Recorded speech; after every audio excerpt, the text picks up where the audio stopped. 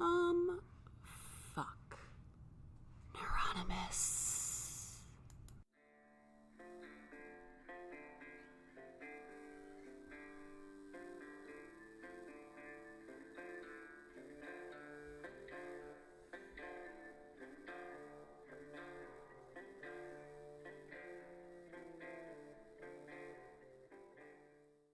Hey, boys and girls, this is Hal on a new episode of Anonymous. Man, it's been a while. I gotta keep doing these things more and more often. I mean, they're very therapeutic. And the thing is, I need therapy. I see a therapist, but this is also my therapy because again, I talk to you guys. So it's been almost a week now. I went to a retreat for a 12-step group that I belong to, and both my wife and I belong to it, and it was great. Very relaxing. It was in a really remote area of Minnesota. And yeah, it was very relaxing. It was very spiritual as always, as is with any 12-step program, and a lot of wisdom, a lot of experience, strength, and hope. I mean, that's all you could that's all you could ask for. I also noticed that the picture, it was in a church, that there was a picture of Jesus that looked just like Nicolas Cage, and now I can't unsee that. Like, I just see that picture of Nicolas Cage walking off the plane at the beginning, towards the beginning of Con Air, and he's like looking in, he's like breathing in the air, like, oh, I'm free from prison. That's what this photo of fucking Nicolas or Jesus looked like. So yeah, I might just post it on the Facebook page. I don't know. We'll see. We'll see how it goes. But so yeah, this podcast. I mean, it started October 9th of last year, and it's been going strong ever since. And I think I need it. For some reason, I just haven't been able to get things out. I feel like I've been verbally and like emotionally and spiritually constipated. I can definitely tell you that I'm not physically constipated. I'm definitely regular. A lot of fiber, a lot of veggies, all that stuff. Anyway, but so a couple days ago, I had a former guest. I won't mention names. Say, regarding their interview with me, no comment. They said no comment. And I was like, huh, well, what the fuck does that mean? And so me being me and wanting affirmation and be like, oh, love me, I sent the gentleman a message saying, hey, what, did you have a bad experience? Do you have any feedback for me? I mean, anything like that. And he's like, well, you could include your guests a little bit more in the conversation. I'm like, the fuck you talking about? And but wait, he said, but it was an honor to be on the show. And I'm like, well, fuck you. Like, yeah, I mean, I'm not, trust me, it is not an honor to be an honor to be on the show, okay? It's fun to be on the show. It's okay. It's nice to have somebody on the show with me, but it is certainly not an honor for any guest to be on this show. It is what it is, and I appreciate the people that want to come on and talk. We've got some pretty good guests coming up in the next few weeks. But this guest says that, and I'm just like, I just want to be like, did you even listen to the show before you even came on? I mean this podcast, when I'm doing interviews, they're like chats. And yes, of course, I want to talk about what you do. If you're an actor, actress, comedian, writer, whatever. I want to talk about your craft, your process, creative and otherwise, your life, what got you there. I want to talk about all that shit. But, like, at the same time, to a certain extent, the title of the episode of the podcast is Neuronymous. The first part being short for neurotic, which I am. I'm extremely neurotic. And so when you come on the show, I kind of expect you to be, I don't know, open to discussing my issues as well. Like, you're kind of almost like my therapist for the episode. I'm dealing with my issues, and I want to see how you relate to them. And if you think that I'm not including you, then I don't know what you want. I just don't. Like right now, I've been working at the Monolith, my current job, for over 6 years, and I've been doing the home base thing, and I've got to say I'm just it's getting to be a little much. I don't want to lose my job, but I'm also thinking maybe working at home in a small office, maybe that's just not for me. It's too many distractions, and I'm just getting very, very lonely. And as an addict, recovering addict, lonely and isolation are two of the prime offenders of, and they're really good at great ingredients to as far as having a relapse. I have not relapsed, so that's great. But and I, for that other 12-step group that I went to for the that retreat, I found a new sponsor for that specific 12-step group. I'm very excited. I don't, it's going to be a very difficult journey because it deals with food instead of drugs or alcohol, and that's all I'll say about it. And with food, with drugs, you have to keep the tiger in the cage all the time. I mean, you can't let the tiger out. No drinking, no drugs, nothing. You gotta stay clean and sober, right?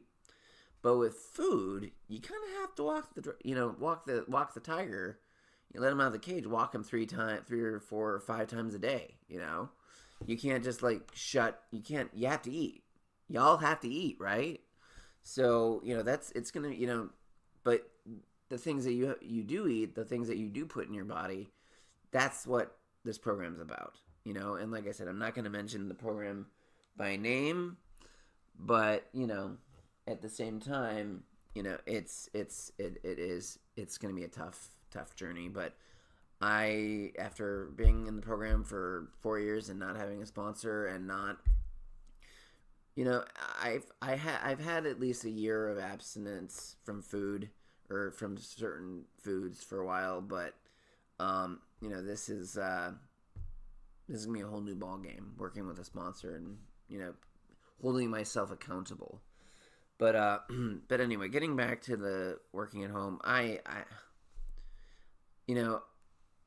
great paycheck, great benefits.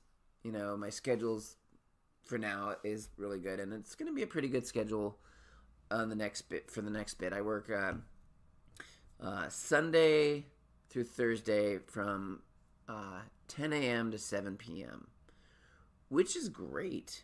I mean, at least I'll be able to do stuff in the morning, if I need to go to my therapist appointment, if I want to do a podcast or an interview, whatever. If I want to go, even watch a movie or read a book. I don't know. But it'll be good. But like I said, it's like golden handcuffs, man. Like I feel like I'm up against the wall, and I need this job. This job is, keep the benefits. I mean, everything. It's just, I'm up against the wall. That's all there is to it. And, I don't want to seem ungrateful because I'm lucky I have a job that has such good benefits. But at the same time, something's got to give here. I mean, I don't know. I mean, I feel like I'm not doing anything differently than when I used to be in the brick and mortar center that I was at. But, apparently things have changed. I don't know. In other news, a couple months ago, so here's the deal. I love the movie Unbreakable. This is a completely different topic now. We're moving on. I love the movie Unbreakable, and it's one of my favorite superhero movies, even though it's not really a superhero movie until towards the end. Spoiler alert. But if you haven't watched it at this point, fuck you. Uh, um, so it's a superhero movie. I love it. And then the movie Split came out, and at the end, you realize that it's part of the Unbreakable universe from M. Night Shyamalan. Uh, and it's taken about 20, almost 20 years for a sequel to Unbreakable to come out. And one finally did in, I don't know if it's January, February, I can't remember, but it came out, and a friend of mine said, I'm getting some bad reviews. Are you going to go see it? And I was like, dude, I don't care if my dick fall. I don't care if somebody told me my dick was going to fall off. If I went and saw this movie, like, because of the bad reviews, I would still go see it. And then I don't know why, I somehow escalated it to if Mother Teresa came up from the dead and said, your dick is going to fall off if you go see this movie. It's getting very, very mixed reviews. You should not see that. You know what? Sorry, Dick. You're coming off. And I had a couple days ago, I told somebody about that, and they were like, well, what does Mother Teresa have to do with falling dicks? And I was like, at first I was like, that's a real, I kind of pulled that out of my ass. I mean, it could have been anybody, but now that I think about it, now that I was I've kind of thought the whole thing through. Mother Teresa worked with lepers. She worked with the lepers and, handled the whole leprosy thing. So technically, there probably were a lot of falling dicks. Dicks were probably falling off right in front of Mother Teresa. Who knows? Anyway, but I just, and my wife and I, it's just, we've been having some issues, and we've been, she's controlling, I need to be controlled, and it's again that's a recipe for. At first, it was the perfect storm for us. That's how we got together, really. She needed to control something, I needed to be controlled. But now that we both have gone in different directions, not different directions, but like we've moved in positive directions in our lives, I don't feel like I need to be controlled anymore. And she, doesn't want to control anything. She wants me to, make responsible decisions and blah, blah, blah. But I want to buy the movie Unbreakable. I guess it all comes down to this. I want to buy the fucking movie Unbreakable on Blu-ray. Not Unbreakable, Glass, the sequel. I want to buy the movie Glass on Blu-ray, and she's not having it. She's just not having it. And, and I get it. It costs money we don't have. But, at the same time, like, so do massages, so do, shoes and pants and I get it. They're practical things. But I'm sorry. The stuff that I like, it's not practical. And, it never will be practical. The stuff I like simply puts a smile on my face. And, it may not be, like, what do you want to call it? It may not be practical. It may not make a lot of sense to buy a movie, But sometimes you got to do what makes you happy. And I don't ask for much. I really don't. I mean, I'm pretty much, you tell me what to do, you tell me where to be, I'll be there and I'll do it, That's me. You give me direction, you give me places to be, I'll be there. You give me a list, I'll follow the list to the nth degree, no deviation, whatever. I just want to be happy. You know what I mean? And like, I feel like, and my wife and I have discussed this ad nauseum. I think we have like a talk like once a year. I think we've actually increased it to 2 or 3 times a year about I like stuff. I'm materialistic. I will not deny that in any way, shape, or form. That's just who I am. And I'm trying to be less materialistic, but I also and I said to her a little while ago, I want to be more involved in our financial. Our finances, so that way we can carve out a little bit of a discretionary fund for each of us, so we can do things on our own. We can buy a little something for ourselves on our own, to keep us happy. Because I think that's really what it's all about. Is we gotta do things that make ourselves happy. Because otherwise, what's the point? what's the point? So, like, we haven't done that, and to be completely honest, I think my wife and I were going to be doing some couples counseling, and there is no shame in that, okay? And when I say that, I don't want people to think like, oh God, that they're done, they're getting divorced, blah blah blah. None of that shit. I love my wife. Everybody knows that. I would do anything. I'd fall. I would put myself gladly under a bus for my wife. I would push her out of the way, and I would get hit by a bus, possibly a moving train. I don't know about a helicopter, pushing her out of the way of a helicopter because I don't know. Anyway, the rotors thing. Anyway, I'm just rambling now. But yeah, I mean, I'm completely dedicated to my wife, and I'm dedicated to my marriage. And she spoke at this retreat, and I just cried ugly man tears. It was just like the stuff that you're always in the moment. You're always in the moment, and when somebody speaks about the experiences that you have, and they take you out of those moments, and you are able to look kind of from the outside and see, wow, we've been through a lot of shit. Failed adoptions, fertility treatments, failed fertility treatments, drugs, alcohol, all kinds of crap. We've been through a lot. And I'm very proud of us.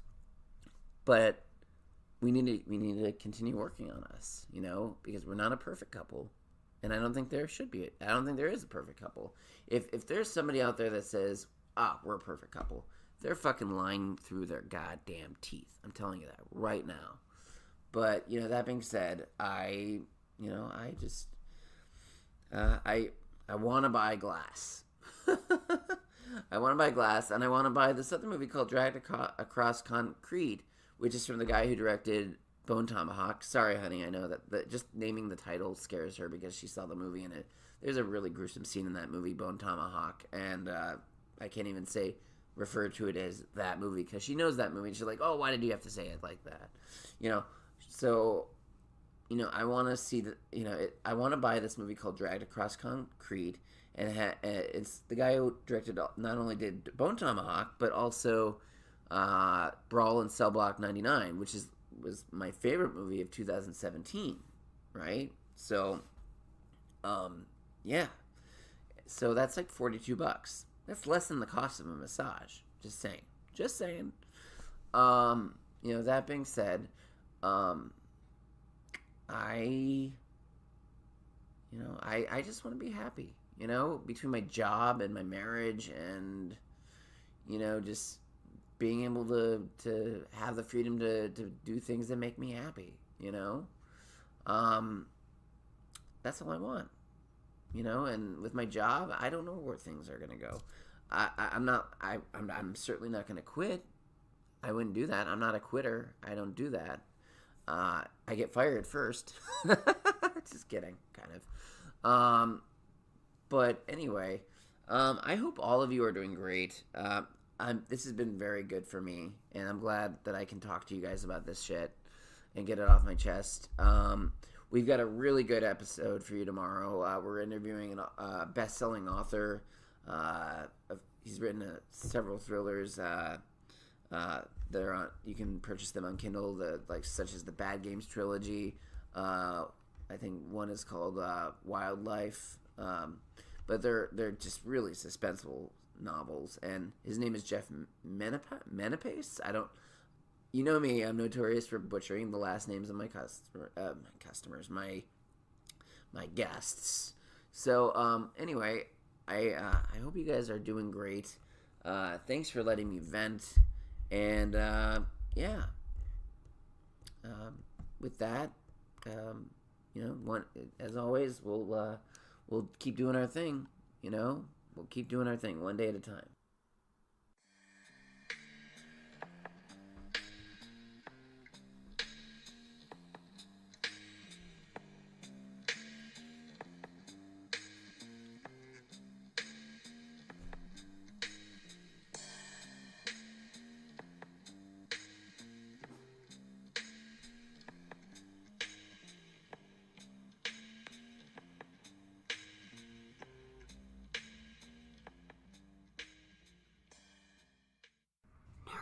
Yes.